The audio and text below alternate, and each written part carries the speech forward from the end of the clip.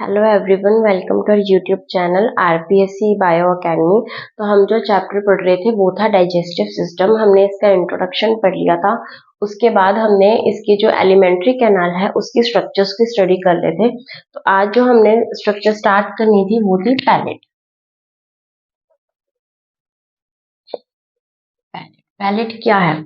हमने इस दिन भी डिस्कस किया था कि हमारे जो बक्कल कैविटी है उसकी जो छत है उसे कहा जाता है पैलेट, यानी कि हमारे रूफ ऑफ बक्कल कैविटी। हमारी ओरल कैविटी या फिर बक्कल कैविटी की क्या रूफ यानी कि छत, हमारे बक्कल कैविटी या फिर ओरल कैविटी की जो छत है उसे हमने क्या कहा था? पैलेट। ठीक है। अब जो पैलेट है, पैलेट के बारे में हमने ये पढ़ा था कि ये टू टाइप्स की थी, एक था हार्ड पैलेट, एक था सॉफ्ट पैलेट। तो टू टाइप्स की थी ये, एक हमने पढ़ी थी हार्ड पैलेट और एक हमने पढ़ी थी सॉफ्ट पैलेट। सॉफ्ट पैलेट को हमने बोला था यूवुला। सॉफ्ट पैलेट थी यूवुला और एक थी हार्ड पैलेट। हार्ड पैलेट के अंदर हम अगर फील भी करें, आप अपनी टंग से फील कर सकते हो, उसके ऊपर कुछ इस तरीके की स्ट्रक्चर्स पाई जाती है। इसे बोला जाता है ट्रांसवर्स या फिर पैलेटाइन रूगे। ट्रांसवर्स या पैलेटाइन रूके जो है वो हमारी हार्ड पैलेट के ऊपर, यानी हमारी जो स्टार्टिंग वाली पैलेट है, जो जहां से पैलेट स्टार्ट हो रहा है उसके ऊपर हार्ड पैलेट उसे कहा गया और उसे ट्रांसवर्स और पैलेटाइन रूके उसके ऊपर प्रेजेंट होते हैं। और जो सॉफ्ट या जो अवला है वो ये वाली स्ट्रक्चर है, अवला स्पेसिफिकली ये वाली स्ट्रक्चर है, लेकिन हार्ड पैलेट के जस्ट बाद सॉफ्ट पैलेट स्टार्ट हो जाती है। और जो सॉफ्ट पैलेट का काम है, ये सबसे पहले हम बात करते हैं कि ये कनेक्टिव टिश्यू और मसल्स की बनी होती है। कनेक्टिव टिश्यू एंड मसल्स की ये बनी होती है, जो है सॉफ्ट पैलेट या अपला। ठीक है। उसके बाद हम बात करते हैं कि जो हार्ड पैलेट है इसके अंदर जो बोन्स है, जिन बोन से ये जुड़ी है अंदर से, वो बोन्स कौन कौन सी हैं? वो बोन्स हैं premaxilla, maxilla, premaxilla, maxilla and palatine. Premaxilla, maxilla and palatine, तो इनसे ये जुड़ी होती है, इन बोन से। लेकिन जो सॉफ्ट है इसके अंदर जो बोन्स हैं वो ये बोन से नहीं जुड़ी होती। यहाँ पर 3 बोन से ये जुड़ी होती है, यहाँ पर कोई भी बोन से ये नहीं जुड़ी होती। अब जो हार्ड पैलेट है, ये जो ट्रांसवर्स रूगे हैं, इनका क्या काम है? इनका काम है कि जो फूड है उसको माउथ के अंदर रोकना और फूड को माउथ से बाहर नहीं निकलने देना, यानी कि फूड जो है वो अंदर ही रहे, वो हमारे माउथ से बाहर ना आ जाए। तो फूड को माउथ के अंदर रखना और इसको बाहर नहीं आने देना। तो बाहर नहीं आने देती, फूड को अंदर ही रखती है। ये काम है इन पैलेट एंड रूगे का, या हम कह सकते हैं हार्ड पैलेट का। तो सॉफ्ट पैलेट का क्या काम है? सॉफ्ट पैलेट का काम है, ये करती है क्लोज किसे? इंटरनल लेयर्स को। इंटरनल लेयर्स को। इंटरनल लेयर्स क्या चीज है हम अभी डिस्कस करते हैं। हमें हमारा जो नोज दिखता है, नोज के अंदर हमें नोस्ट्रल्स दिखती हैं, तो इन्हें एक्सटर्नल लेयर्स कहा जाता है। ये हमारा नोज है, नोज के अंदर हमें ये जो दिखते हैं ये है हमारे एक्सटर्नल लेयर्स। उसके बाद जब ये नोज नेजल कैविटी अंदर की तरफ जाती है तो यहाँ पर जो प्रेजेंट होंगे अंदर की तरफ, इन्हें बोला जाता है इंटरनल लेयर्स। और इन इंटरनल लेयर्स को क्लोज करती है कौन? यूवुला। यूवुला इनको क्लोज क्यों करती है? क्योंकि यहाँ पर हमारा नोज के जस्ट बाद है हमारा माउथ। तो हमारे माउथ से जब जाएगा कोई फूड पार्टिकल, तो उन फूड पार्टिकल्स को आगे ईसोफेगस में ही जाए, वो आगे ईसोफेगस में जाए, वो हमारी नेजल कैविटी में ना चला जाए। इसलिए ये जो यूवुला प्रेजेंट है ये इनको ढक देगी, ये इंटरनल लेयर्स को बंद कर देगी। तो जो इंटरनल लेयर्स को बंद ये यूवुला करेगी, इस यूवुला के बंद करने से हमारा जो फूड है वो बिल्कुल अंदर चला जाएगा। ठीक है। तो एक ढक्कन की तरह काम करिए कि ये इस तरीके से लटका हुआ है, यहाँ से आएगा फूड। ठीक है। जब यहाँ से फूड आएगा तो ये इस तरीके से ऊपर इंटरनल लेयर्स को बंद कर देगी और फूड हमारा सीधा ईसोफेगस में चला जाएगा। तो ये काम है इस सॉफ्ट पैलेट या फिर अवला का। ठीक है। अभी हम इसके बारे में और पढ़ते हैं।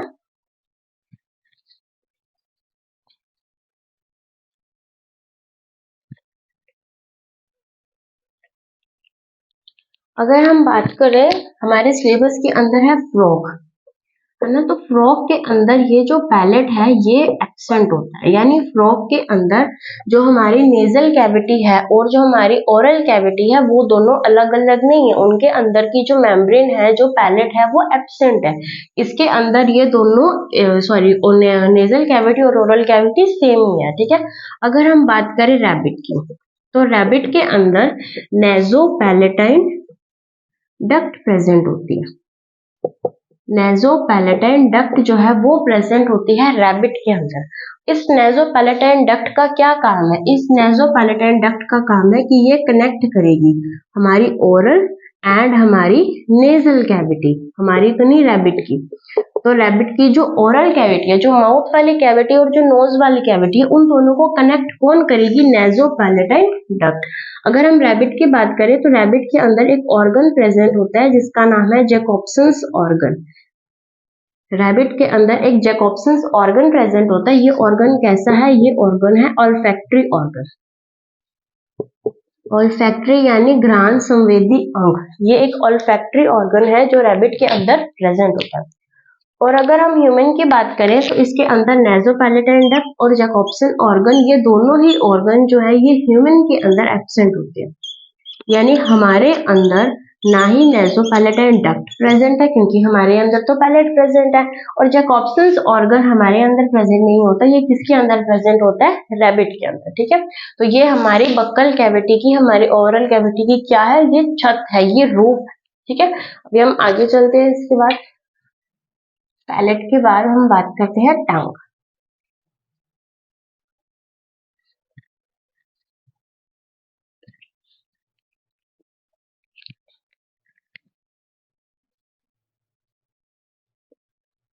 टंग, टंग के बारे में हम जब भी बात करते हैं तो हमारे मन में सबसे पहली चीज आती है कि ये क्या है? ये एक मस्कुलर ऑर्गन है। टंग एक मस्कुलर ऑर्गन है हमारी बॉडी का। तो अगर ये मस्कुलर ऑर्गन है तो इसके अंदर मसल्स पाई जाएंगी। तो इसके अंदर दो तरीके की मसल्स पाई जाती है। एक मसल है एक्सट्रिंसिक और एक मसल है इंट्रिंसिक। तो दो तरीके की मसल का क्या काम है? एक्सट्रिंसिक और इंट्रिंसिक का। अगर हम एक्सट्रिंसिक मसल की बात करें तो इसका काम है कि जो टंग है उसको अंदर बाहर करना, यानी टंग को हम बाहर निकालते हैं, टंग को हम अंदर डालते हैं। तो अंदर बाहर करने का जो काम है वो काम है एक्सट्रिंसिक मसल्स का। और जो टंग को ट्विस्ट कर सकते हैं, टंग को ट्विस्ट करना, टंग की शेप चेंज करना, ये काम किसका है? ये काम है इंट्रिंसिक मसल्स का। तो इसका क्या काम है? टंग को ट्विस्ट करना, टंग की शेप को चेंज करना। लेकिन टंग को अंदर बाहर करना तो एक्सट्रिंसिक मसल्स की हेल्प लगेगी, ठीक है। तो टंग के अंदर ये दो मसल्स, दो तरीके की मसल्स जो है वो प्रेजेंट होती है। उसके बाद हम बात करें टंग। टंग के लिए, टंग के ऊपर और क्या प्रेजेंट है? टेस्ट बड्स प्रेजेंट है, ठीक है। टंग के अंदर और क्या प्रेजेंट है? टंग के अंदर पैपिले प्रेजेंट है। इसके बारे में अभी हम थोड़ी देर में बात करेंगे। टंग के अंदर पैपिले प्रेजेंट है, टंग के अंदर टेस्ट बड्स प्रेजेंट है। ये पोस्टीरियरली, ये पोस्टीरियरली अटैच्ड होती है, यानी कि पीछे से टंग जो है वो अटैच होती है किससे? हायोइड अपैरेटस से। हमारी जो टंग है वो पीछे से भी अटैच्ड है और नीचे से भी अटैच्ड है। तो जो पीछे से अटैच्ड है पोस्टीरियरली वो है हायोइड अपैरेटस से, और जो नीचे से अटैच्ड है यानी कि वेंट्रली, वेंट्रली जो ये अटैच्ड है वो है फ्रेनुलम लिंगुए से।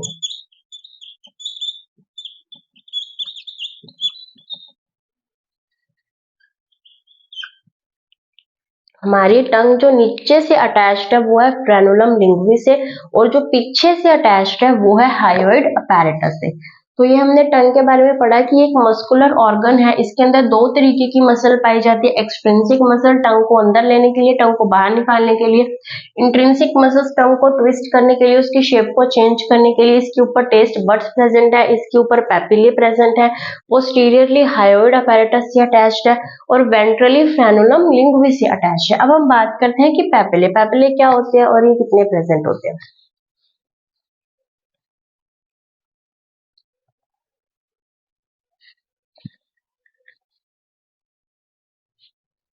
टंग के अंदर मेनली फोर टाइप्स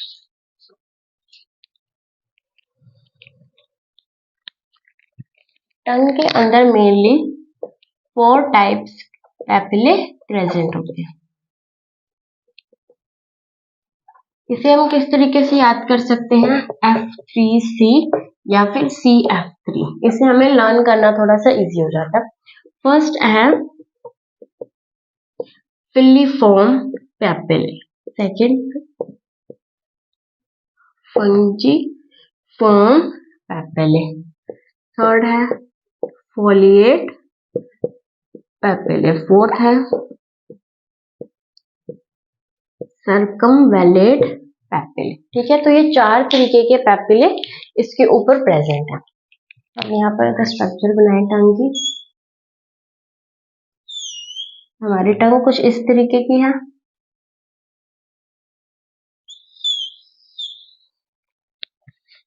ठीक है, अब हम इसके साथ साथ बनाते जाएंगे। जो फिलिफॉर्म है, इनका जो साइज है वो छोटा है, साइज बहुत ही स्मॉल है। स्मॉल साइज होने की वजह से इसका जो नंबर है वो बहुत ही ज्यादा है, और इसके ऊपर जो टेस्ट बड्स हैं वो है एब्सेंट, यानी कि इसके ऊपर टेस्ट बड्स प्रेजेंट नहीं होते हैं। ये नंबर में ज्यादा होती है, इसका साइज कैसा होता है, छोटा। अगर हम फंजीफॉर्म की बात करें तो फंजीफॉर्म के अंदर टेस्ट बड्स जो है वो तो प्रेजेंट ही है, टेस्ट बड्स प्रेजेंट है। अगर हम फोलिएट की बात करें तो ह्यूमन के अंदर यानी हमारे टंग के ऊपर फोलिएट पैपिले प्रेजेंट नहीं होते। अगर हम बात करें सर्कमवेलेट की, तो जो सर्कमवेलेट है इनका जो साइज है वो है लार्ज इनका क्या है साइज, और इनका नंबर क्या है कम, और इसके ऊपर भी टेस्ट बड्स तो प्रेजेंट होंगे ही। ठीक है, अगर हम इसकी बात करें तो इसके अंदर बनाए तो ये बन जाएंगे सर्कमवेलेट, ये हो गए सर्कमवेलेट।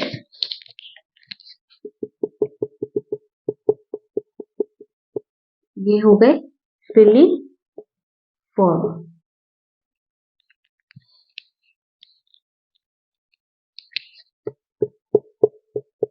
ये हो गए फंजीफॉर्म। तो इस तरीके से हमारी पूरी टंग के ऊपर पैपिले जो है वो प्रेजेंट होते हैं, बिल्कुल ऐसे बिखरे हुए होते हैं।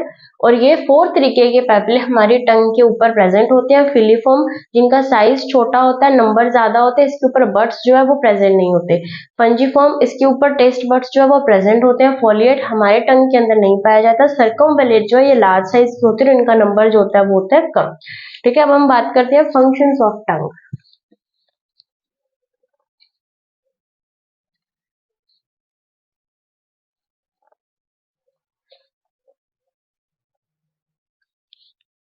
हमारे जो टंग के फंक्शंस हैं वो बहुत ही जनरल से हैं, जो कि हमें पता ही होता है, फिर भी हम एक बार डिस्कस कर लेते हैं। जो मेन है हम उन्हीं को डिस्कस करेंगे। अगर हम टंग के फंक्शंस की बात करें, सबसे पहले ये हेल्प करती है चुविंग में, यानी कि चबाने में ये क्या करेगी, हेल्प। ठीक है, उसका जो सबसे मेन फंक्शन है वो क्या है, हमें क्या कराना, टेस्ट देना। ठीक है, फूड का टेस्ट हमें टंग से ही आता है। उसके बाद ये क्या काम करती है, ये काम करती है थर्मोरेगुलेशन का।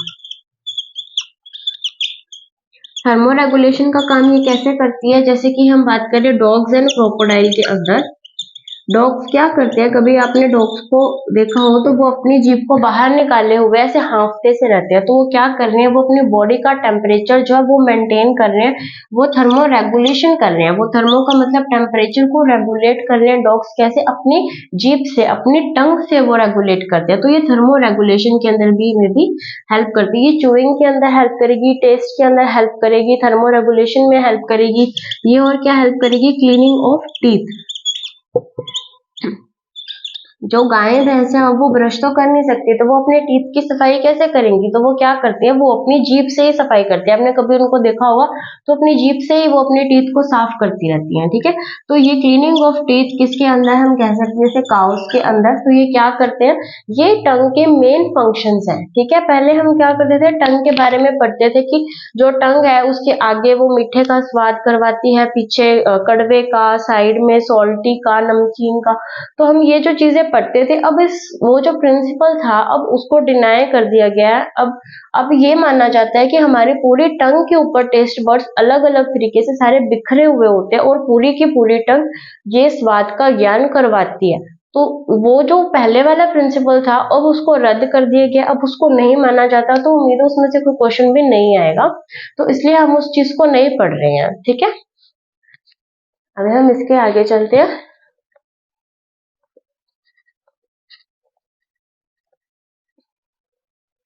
हम पढ़ते हैं फेरिंग्स।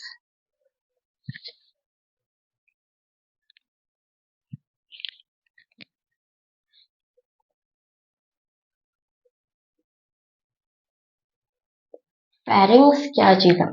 हमने फेरिंग्स के बारे में पढ़ा था कि फेरिंग्स एक तिराहा है ना, ये 3 राह को जोड़ने वाला है फेरिंग्स। फेरिंग्स के बारे में 3 राह कौन से हैं? एक है नेजोफेरिंग्स, एक है ओरोफेरिंग्स और एक है लैरिंजोफेरिंग्स। ये 3 तरीके की फेरिंग्स जो है तीन चीजों में डिवाइडेड है। ये 3 पार्ट्स हैं फेरिंग्स के, नेजोफेरिंग्स, ओरोफेरिंग्स एंड लैरिंजोफेरिंग्स। अगर हम नेजोफेरिंग्स की बात करें, नेजो मतलब जो नाक से जहां से फेरिंग्स निकल रही है, यानी कि ये वाली जो हमारी नेजल कैविटी है वहां से जब हम नीचे की तरफ जाएंगे तो वो नेजोफेरिंग्स है, यानी नेजल कैविटी से अंदर की तरफ जाना।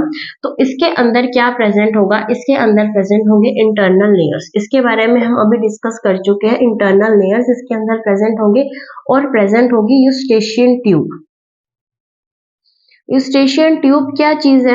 जब ईयर की स्ट्रक्चर हम पढ़ेंगे, जब हम ईयर की स्ट्रक्चर पढ़ेंगे तो ईयर के अंदर जो मिडल ईयर है, ईयर भी 3 पार्ट्स में डिवाइड होता है, उसके अंदर जो मिडल ईयर है, मिडल ईयर के अंदर हमें मिलेगी यूस्टेशियन ट्यूब।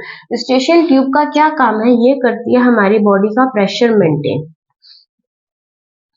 बॉडी के प्रेशर को मेंटेन करने के लिए जो यूस्टेशियन ट्यूब है वो कहाँ प्रेजेंट होगी? मिडल ईयर में।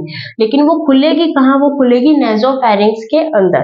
तो ये जो 2 स्ट्रक्चर्स है ये प्रेजेंट होगी नेजोफेरिंग्स के अंदर। अगर हम ओरोफेरिंग्स की बात करें तो हमारी बक्कल कैविटी सीधा जाकर बक्कल कैविटी जाएगी ओरोफेरिंग्स में और ओरोफेरिंग से ये सीधा आगे हमारी ईसोफेगस में चली जाएगी। ठीक है, तो इसका काम ये है कि ये सिर्फ एक कनेक्शन का काम कर रही है। उसके बाद अगर हम बात करें लैरिंजोफेरिंग्स में, तो लैरिंजोफेरिंग्स में 2 स्ट्रक्चर्स प्रेजेंट होती है। एक स्ट्रक्चर है गलेट और एक स्ट्रक्चर है ग्लोटिस। तो 2 स्ट्रक्चर्स है, एक है गलेट और एक है ग्लोटिस। तो 2 स्ट्रक्चर्स प्रेजेंट है। जो गलेट है ये जाकर खुलेगी ईसोफेगस के अंदर। गलेट वाली स्ट्रक्चर सीधा ईसोफेगस में खुलेगी और ग्लोटिस वाली स्ट्रक्चर खुलेगी ट्रैकिया में। इसको समझने के लिए अभी हम एक डायग्राम बनाते हैं।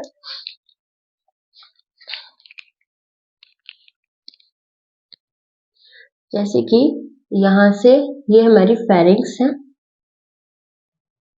फेरिंग्स 2 पार्ट्स में यहाँ पर होगी डिवाइड। तो ये जो लैरिंजोफेरिंग्स है इस तरीके से 2 पार्ट्स में डिवाइड होगी। यहाँ पर है ईसोफेगस, यहाँ पर है ट्रेकिया। ठीक है, जो ईसोफेरिंग्स की तरफ से जो रास्ता जाएगा ये हमारा प्रॉपर डाइजेस्टिव सिस्टम बनाएगा और जो ट्रेकिया की तरफ इसका हिस्सा जाएगा ये हमारा बनाएगा रेस्पिरेटरी सिस्टम।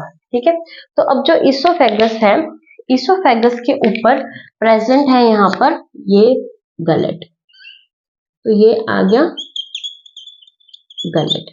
ठीक है, उसी तरीके से जो ट्रैकिया के ऊपर प्रेजेंट है ये आ गया ग्लोटिस। ठीक है, ये ग्लोटिस और ये गलेट।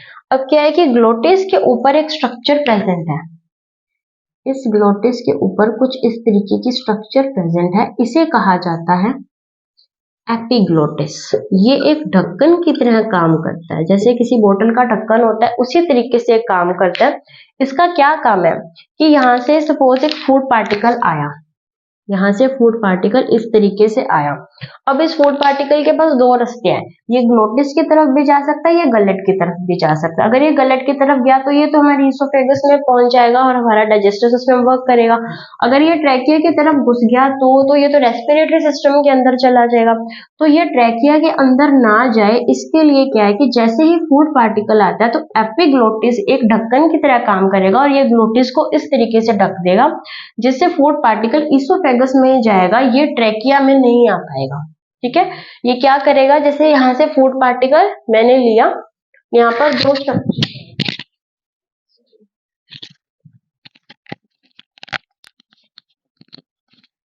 तो यहाँ पर फूड पार्टिकल मैंने लिया और यहाँ पर दो स्ट्रक्चर्स हैं। ठीक है, तो इस तरीके से यहाँ पर एक ढक्कन प्रेजेंट है, वैसे तो वो खुला है लेकिन जैसे ही फूड पार्टिकल आया उसने इस चीज को बंद कर दिया और फूड पार्टिकल ईसोफेगस के अंदर चला गया।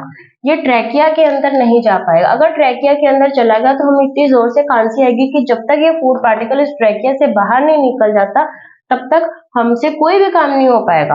ठीक है, तो इसको बाहर निकालने के लिए बहुत तेज हमें खांसी करनी पड़ेगी, हमारी तबीयत भी खराब हो सकती है। तो इसलिए इस एपिग्लोटिस का बहुत ही मेन काम है, ये इस ग्लोटिस को ढककर रखता है।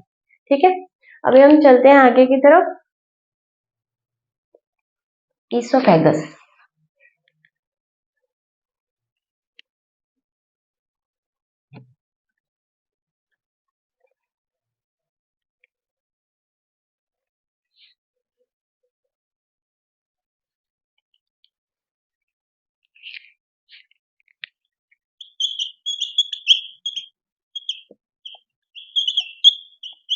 उसके बाद हम बात करते हैं ईसोफेगस की।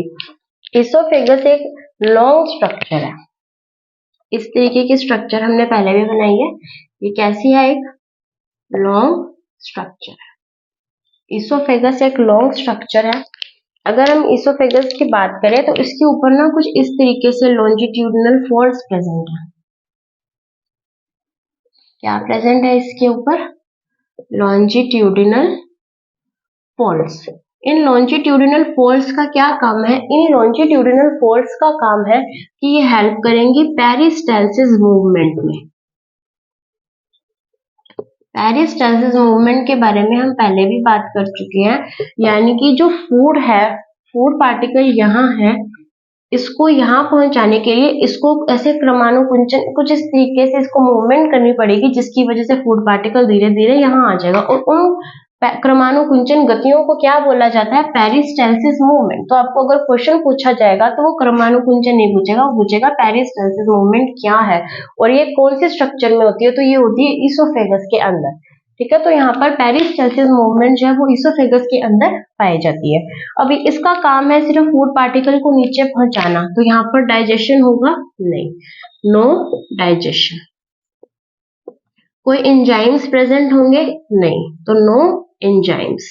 कोई एंजाइम्स नहीं है, कोई डाइजेशन नहीं है, इसका काम सिर्फ इतना है कि फूड पार्टिकल को नीचे की तरफ लेकर जाना। उसके बाद हम बात करें कि कुछ ऐसे होते हैं जिनके अंदर ये बहुत ही लंबी होती है, जैसे कि कैमल है, जैसे कि जिराफ है। कैमल और जिराफ के अंदर ये बहुत ही लॉन्ग स्ट्रक्चर है, वेरी लॉन्ग। उनकी अगर आप गर्दन देखोगे तो कितनी लंबी होती है, तो ये बहुत ही लॉन्ग स्ट्रक्चर है कैमल एंड जिराफ के अंदर। ठीक है, ठीक है। उसके बाद अब इसके अंदर जो स्ट्रक्चर्स हैं, ये 1/3 जो पहले वाली 1/3 इतनी जो स्ट्रक्चर अगर हम बात करें 1/3, पीछे वाला रह गया 2/3। 1/3 को हम बोलेंगे कि ये सुपीरियर ईसोफेगस है और जो 2/3 लास्ट का 2/3 पार्ट इसका जो है ये है इंफीरियर ईसोफेगस। ठीक है, तो ये इंफीरियर ईसोफेगस है। जो सुपीरियर ईसोफेगस है ये बनी होती है स्केलेटल मसल्स की और ये बनी होगी स्मूथ मसल्स की। अब ऐसा क्यों है कि ऊपर वाली तो स्केलेटल मसल्स की है, नीचे वाली स्मूथ मसल्स की है। जब हम मसल्स को पढ़ेंगे तो जो स्केलेटल मसल्स हैं वो जो उससे जो मूवमेंट्स होंगी वो होंगी वॉलेंट्री मूवमेंट्स, और जो स्मूथ मसल्स हैं इससे जो मूवमेंट्स होंगी वो मूवमेंट्स होंगी इनवॉलेंट्री। वॉलेंट्री का मतलब ऐच्छिक गतियां और स्मूथ मसल्स का और इनवॉलेंट्री का मतलब है अनैच्छिक गतियां, यानी कि स्केलेटल मसल्स, यहाँ पर जो है, यहाँ पर जो भी गतियां होंगी वो हमारी ऐच्छिक होंगी। हम अपनी इच्छा से इसके अंदर जो मूवमेंट्स करवाएंगे, जैसे ही हम यहाँ पर, हमें फील भी होगा जैसे ही फूड पार्टिकल यहाँ पर जाएगा तो ये हमारी इच्छा के अनुसार जाएगा, लेकिन इसके बाद हमारा इसके ऊपर कोई कंट्रोल नहीं रहेगा। इसके बाद ये जो भी काम होगा वो इनवॉल्यूंटरी, वो अपने आप होगा, हमारी इच्छा के अनुसार नहीं होगा, अनैच्छिक होगा, ये अपने आप यहाँ पर मूवमेंट करता होगा, उसके बाद जाएगा। ठीक है, इसलिए इसका जो 1/3 पार्ट है वो स्केलेटल मसल्स का, वो हमारी इच्छा के अनुसार हो सकता है, लेकिन उसके बाद जो स्मूथ मसल्स है ये हमारी इच्छा के अनुसार नहीं हो सकता। स्केलेटल मसल्स, जैसे कि हमारी लिम्स के अंदर स्केलेटल मसल्स पाई जा रही है, मैं अपनी इच्छा के अनुसार इसको हिला पा रही हूँ, इसको मूवमेंट करवा पा रही हूँ, तो यहाँ पर स्केलेटल मसल्स प्रेजेंट है। लेकिन जो हमारा हार्ट है, जो हमारी ब्लड वेसल्स है, उसके अंदर स्मूथ मसल्स प्रेजेंट है, तो मैं अपनी इच्छा के अनुसार तो अपनी ब्लड वेसल्स को नहीं करवा रही ना, तो स्मूथ मसल्स अपने आप अनैच्छिक रूप से कार्य करती है, लेकिन जो स्केलेटल मसल्स है वो ऐच्छिक रूप से कार्य करेंगी। ठीक है, अभी हम थोड़ा स्फिंक्टर्स के बारे में पढ़ लेते हैं।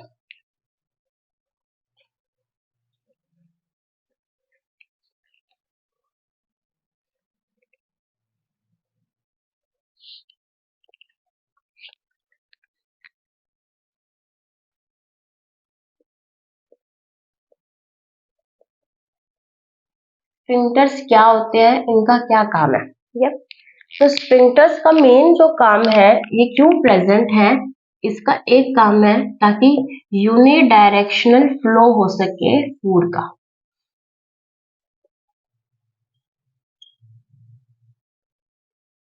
हमने जो भी खाना खाया वो एक ही दिशा में गति कर सके, वो पीछे की तरफ बैकवर्ड ना आ सके, इसलिए स्फिंक्टर्स हमारी बॉडी के अंदर पाए जाते हैं। ठीक है, हमारी बॉडी के अंदर टोटल 5 स्फिंक्टर्स पाए जाते हैं। सबसे पहला स्फिंक्टर है गैस्ट्रो ईसोफेगल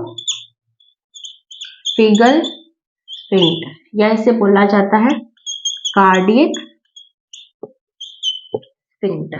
ठीक है, सेकंड प्रेजेंट होगा गैस्ट्रो डुओडेनल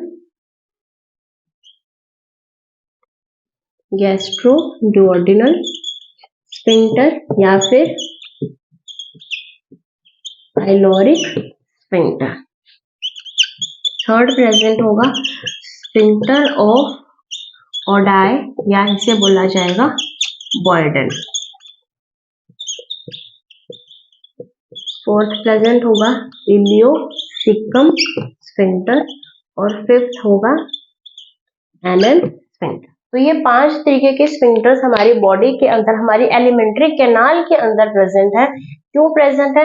क्योंकि ये चाहते हैं कि हमारे जो फूड का फ्लो है वो एक ही दिशा में हो, वो पीछे की तरफ ना आ पाए। ठीक है, तो ये किस तरीके से प्रेजेंट है, अभी हम वो चीज पढ़ते हैं। तो ये हमारी ईसोफेगस है, ईसोफेगस से यहाँ पर हमारा अब जाएगा, ईसोफेगस तक हमने वैसे भी पढ़ लिया था, अब यहाँ से हमारा स्टमक शुरू होगा, और स्टमक से कुछ इस तरीके से स्मॉल इंटेस्टाइन स्टार्ट होगी। ठीक है, ये हमारी ईसोफेगस है, ये स्टमक है। स्टमक के हमने पार्ट पढ़े थे, कार्डियक, पाइलोरिक और फंडिक। हमने 3 पार्ट्स पढ़े थे, sorry, cardiac, fundic, pyloric, cardiac, fundic और पाइलोरिक, हमने ये 3 पार्ट्स इसके स्टमक के पढ़े थे। ठीक है, तो हमने पहला स्फिंक्टर कौन सा पढ़ा, गैस्ट्रो ईसोफेगल। हमारा जो स्टमक है उसको गैस्ट्रो भी बोला जाता है, जैसे गैस्ट्रिक जूसेस जो प्रेजेंट है, गैस्ट्रिक एंजाइम्स, तो इसके लिए एक टर्म गैस्ट्रिक भी यूज की जा सकती है। तो हमारा स्टमक गैस्ट्रो ईसोफेगल, यानी ईसोफेगस और गैस्ट्रो के बीच में यहाँ पर एक स्फिंक्टर प्रेजेंट है, जिसे क्या कहा गया, कार्डियक स्फिंक्टर, क्योंकि यहाँ से कौन सा पार्ट स्टार्ट हो रहा है, कार्डियक पार्ट ऑफ स्टमक। तो एक स्फिंक्टर तो यहाँ प्रेजेंट है, यानी कि जो फूड पार्टिकल है, अगर वो यहाँ से यहाँ पहुंच गया तो फूड पार्टिकल वापस ऊपर ना जा सके, इसलिए यहाँ पर एक हमने स्फिंक्टर, एक चेक बॉक्स लगा दिया। अब ये चेक करेगा कि जो फूड है वो वापस तो नहीं जाएगा, ये वापस नहीं जाने देगा, हमने एक यहाँ पर स्फिंक्टर रख दिया। ठीक है, उसके बाद है गैस्ट्रोड्यूओडेनल स्फिंक्टर। ठीक है, ये हमारा गैस्ट्रिक पार्ट है और ये स्मॉल इंटेस्टाइन की ड्यूओडेनम है। तो एक स्फिंक्टर हमने रख दिया यहाँ पर, तो ये है एक बंदा हमने यहाँ रख दिया कि अगर फूड पार्टिकल यहाँ से यहाँ चला गया तो वापस वो स्टमक में ना आ सके, इसलिए हमने सेकंड गैस्ट्रोडुओडेनल या फिर पाइलोरिक, क्योंकि ये कौन सा पार्ट है, पाइलोरिक पार्ट, तो पाइलोरिक। तो हमने एक स्फिंक्टर यहाँ बना दिया, एक स्फिंक्टर यहाँ पर रख दिया ताकि काम ये हमारा हो सके, ठीक है। उसके बाद जो ये हमारी डिओडेनम आई, यहाँ पर प्रेजेंट है लीवर, यहाँ पर प्रेजेंट है लीवर। लीवर से जो यहाँ से ये जो निकलेगी, ये जो कैनाल निकलती है, इससे पहले तो अगर हम लीवर की बात करें तो यहाँ पर निकलेगी हेपेटिक डक्ट, ये निकलेगी हेपेटिक डक्ट, यहाँ पर होगा जो हमारा गॉल ब्लैडर है, इससे भी निकलेगी डक्ट। तो इन दोनों डक्ट को मिलाकर जो ये डक्ट बनेगी, मैं यहाँ पर बना देती हूँ, ये हमारा लीवर है, ठीक है। लीवर से जो निकलेगी वो निकलेगी हेपेटिक डक्ट, ठीक है। यहाँ पर हमारा गॉल ब्लैडर प्रेजेंट है और गॉल ब्लैडर से भी एक डक्ट निकलेगी, ठीक है। अब ये दोनों डक्ट जब मिल जाएंगी, ठीक है, ये कौन सी डक्ट थी, ये थी हेपेटिक डक्ट, ये क्या है, लीवर, और ये क्या है, गॉल ब्लैडर। एक डक्ट गॉल ब्लैडर से निकली, एक डक्ट लीवर से निकली, इसे हमने बोला, इन दोनों को अब मिलाकर हम क्या बोलेंगे, ये बन जाएगी CBD, यानी कॉमन बाइल डक्ट, CBD यानी कि कॉमन बाइल डक्ट, ठीक है।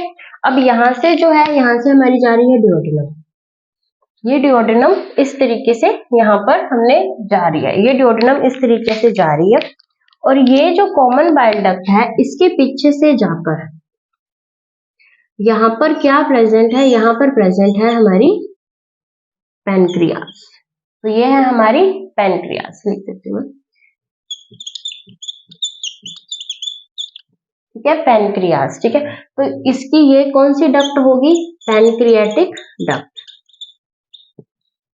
तो ये होगी पैनक्रियाटिक डक्ट। अब इधर से कॉमन बाइल डक्ट आ रही है, इधर से आ रही है पैनक्रियाटिक डक्ट, और ये जो दोनों डक्ट मिलकर यहाँ पर बनाएंगी इसको, इस डक्ट को हमने क्या कहा, इस डक्ट को हमने बोला hepato pancreatic duct, hepato pancreatic duct, ठीक है। इस हिपैटो पैनक्रियाटिक डक्ट और इस डिओडेनम के बीच यहाँ पर जो स्फिंक्टर प्रेजेंट है, इस स्फिंक्टर को हमने नाम दिया स्फिंक्टर ऑफ ओडाई या स्फिंक्टर ऑफ बॉयडन, ठीक है। इसको एक बार वापस देखते हैं कि लीवर से आई पैनक्रियाटिक डक्ट, गॉल ब्लैडर से भी एक डक्ट आई, दोनों ने मिलकर बनाई कॉमन बाइल डक्ट CBD। ये कॉमन बाइल डक्ट अब जो पैनक्रियास से पैनक्रियाटिक डक्ट आ रही है, इन दोनों ने मिलकर बनाया हिपैटो पैनक्रियाटिक डक्ट, और ये जो डक्ट, तीन डक्ट मिलकर इन्होंने, ये कहाँ पर ओपनिंग हुई, डिओडेनम के अंदर, यहाँ पर इसकी जो ओपनिंग हुई है, तो यहाँ पर एक स्फिंक्टर हमने बनाया, ये क्या है, हेपेटो पैनक्रियाटिक डक्ट। तो थर्ड स्फिंक्टर हमारा कुछ इस तरीके से यहाँ पर बन गया। अब जो फोर्थ है इलियोसिकम स्फिंक्टर, ये किस तरीके से बना कि ये जो हमारी स्मॉल इंटेस्टाइन है, ये कुछ इस तरीके से यहाँ पर खुलेगी, और यहाँ से जो स्टार्ट होगी हमारी लार्ज इंटेस्टाइन, यहाँ से स्टार्ट होगी लार्ज इंटेस्टाइन, ठीक है। तो ये तो थी हमारी कोलोन, ये है कोलोन, ये है रेक्टम, और ये है सिकम। तो सिकम, कोलोन और रेक्टम, हमने 3 स्ट्रक्चर्स पढ़ी थी लार्ज इंटेस्टाइन की। तो ये थी डिओडेनम, ये थी जेजुनम, और लास्ट के अंदर थी इलियम। तो इलियम और सिकम के बीच में यहाँ पर जो प्रेजेंट होगा स्फिंक्टर, इलियोसिकम स्फिंक्टर, कहाँ प्रेजेंट होगा, ileum of small intestine and caecum of large intestine. ये लार्ज इंटेस्टाइन और ये स्मॉल इंटेस्टाइन और लार्ज इंटेस्टाइन जहां मिल रहे हैं, इसका लास्ट पार्ट सिकम है, सॉरी इलियम है, इसका फर्स्ट पार्ट सिकम है, तो इलियोसिकम स्फिंक्टर। और लास्ट के अंदर जब ये एनस बन जाए, यहाँ पर एनस वाली स्ट्रक्चर है, तो एक स्फिंक्टर यहाँ प्रेजेंट होगा जिसे बोला जाएगा एनल स्फिंक्टर। तो ये 5 तरीके के स्फिंक्टर्स जो हमारी एलिमेंट्री कैनाल के अंदर प्रेजेंट है सिर्फ इसलिए ताकि जो फूड है उसका यूनिडायरेक्शनल फ्लो हो सके। पहला था गैस्ट्रो, हमारा जो स्टमक है और इसोफिगस के बीच में गैस्ट्रो इसोफिगस स्फिंक्टर या फिर कार्डियक स्फिंक्टर। सेकेंड हमारा गैस्ट्रो डिओडिनल स्फिंक्टर या फिर इसके क्या बोला पाइलोरिक स्फिंक्टर। थर्ड जो है जो हिपैटो पैनक्रियाटिक डक्ट है जो कि किससे बनी, एक तो पैनक्रियाटिक डक्ट से और एक कॉमन बाइल डक्ट से। तो ये जो थर्ड स्फिंक्टर है इसे बोला जाएगा स्फिंक्टर ऑफ ओडाई या फिर बॉयडन, स्फिंक्टर ऑफ बॉयडन। फिर जो इलियम जो स्मॉल इंटेस्टाइन का लास्ट पार्ट है और सिकम जो लार्ज इंटेस्टाइन का फर्स्ट पार्ट है, इन दोनों से मिलकर बनी इलियो सिकम स्फिंक्टर और लास्ट में बना एनल स्फिंक्टर। तो हमने स्फिंक्टर के बारे में पढ़ लिया। अब हम जो हमारी नेक्स्ट क्लास लेंगे तो उसके अंदर हम स्टमक से स्टार्ट करेंगे, ठीक है। होप आपको हमारी क्लासेस पसंद आ रही होंगी, तो आप हमारे चैनल को सब्सक्राइब कीजिए, हमारे वीडियो को लाइक कीजिए और शेयर कीजिए। Thank you.